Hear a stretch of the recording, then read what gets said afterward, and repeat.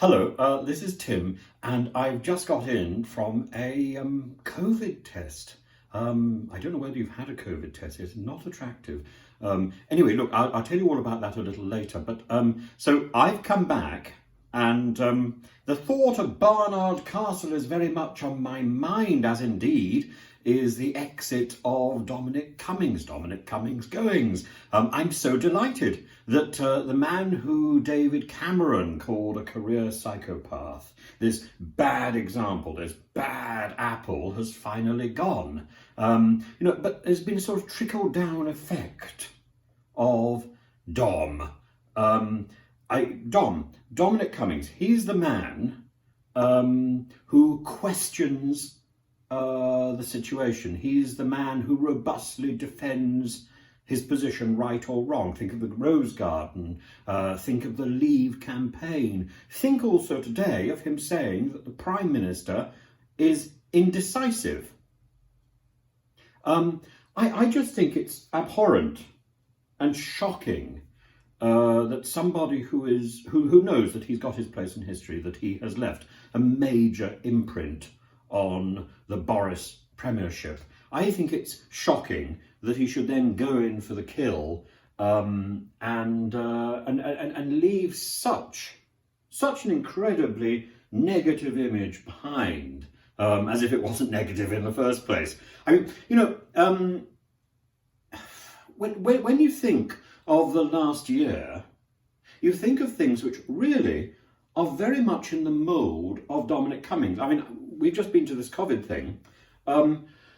Think of the test and trace system, which doesn't work, which hasn't worked really for months. This is very much part of the Cummings pedigree, that he advances a policy before it's really been tested or tried, before he knows that it's going to work, before the paperwork is completed.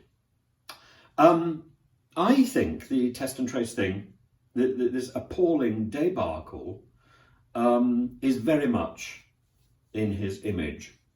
I mean, if you try and access test and trace, you'll find that it's pretty user hostile. Its information is late. In our case, it was a week late, though thankfully we'd already been quarantined, we'd already been self-isolating. It's often inconclusive. It's often erroneous, but it's that tardiness, along with the authoritarian, the aggressive approach. So those two things together, I don't mind one, I don't mind the other, but when you put the two together, when you are basically incompetent and rude, this is very worrying. It's the language and the approach which is so inflexible and so intimidating. In the 21st century, with all the resources, with all the media resources at our disposal, I think we should be doing better. We should be cleverer. We should be clearer. We should be kinder than this, even if we cannot be more accurate. Part of the problem of test and trace is the fact that we've become so intensely over-centralised. But part of the problem is a sort of arrogance. And it's a bureaucratic arrogance. It's not a criticism of the excellent work done by the NHS doctors and nurses or by our teachers. It's a criticism of the bureaucracy that does not support them, that actually alienates people. And I think that goes back to Dominic Cummings. And it goes back also, I think, also to Mrs. May. Bureaucracy does not solve our problems. Bureaucracy simply kicks the problem further down the road. You cannot solve a problem with more paperwork. You have to get less paperwork. You have to do your paperwork. You have to do your work if you want to solve a problem. Also, I think Dominic Cummings, for a man who thinks that he can control and navigate his way through the media, Dominic Cummings has had some of the worst publicity, some of the worst headlines ever in politics. And he's the man who the Sunday Times reported saying that, when it came to COVID lockdown, in March, he apparently said, if he opposed lockdown. If this means that some pensioners are going to die, well, too bad. He later called this quotation a fabrication. And to his credit, he was later very, very much in favour of lockdown. But,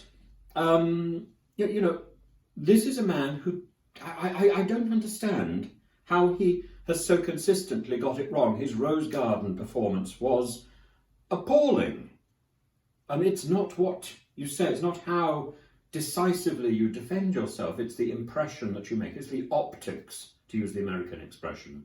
And his optics are appalling. Even today, with the image that he chose for his exit, because he stage managed his own exit, be in no doubt at all about that.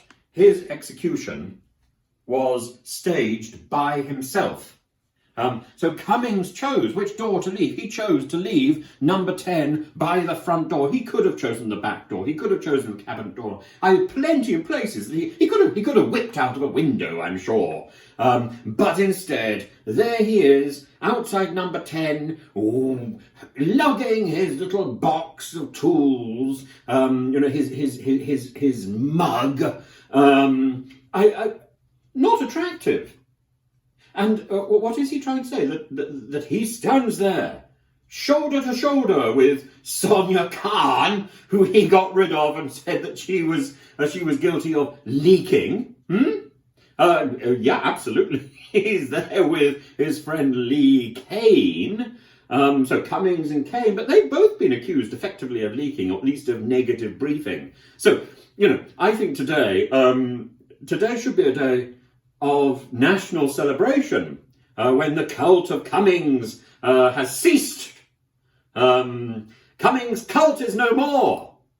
But, how badly damaged is our Prime Minister? And because I don't think he's been anything like the successful mayor that we saw in London. I don't think he's been anything like the Boris that I used to know years and years ago. This is a new Boris. And this is not the sort of Boris that I would respect or want.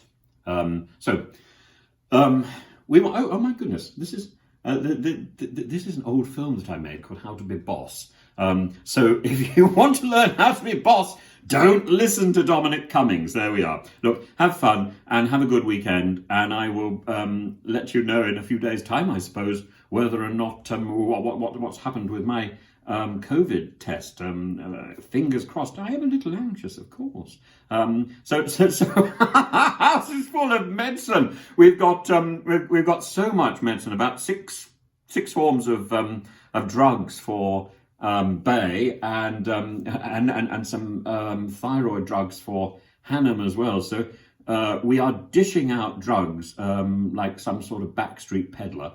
And cats don't like taking medicine. I don't think if you know anything about giving cats medicine, it's Bay is actually a little bit more accepting of this, but Hannum wriggles around. It's like giving treatment to a fish. Anyway, look, I'll give you an update later. But today, as Mrs. Thatcher would have said, rejoice. I don't normally rejoice about somebody's ill fortune, but I think Dominic's going is long overdue, and I think what is so extraordinary about Mr. Cummings is that really all he's done in his entire career is told us to get out of things and stop doing things, and now he's got a taste of his own medicine. I don't think we should really be crowing about that, but it would be nice if now he's gone, somebody in government started doing something positive, that we were saying what we were going to do rather than what we're not going to do. So that's the mission. Our mission really for today, personally and as a nation, I think, is to find positive things to do rather than negative things to say we're not going to do. So there we are. Have fun.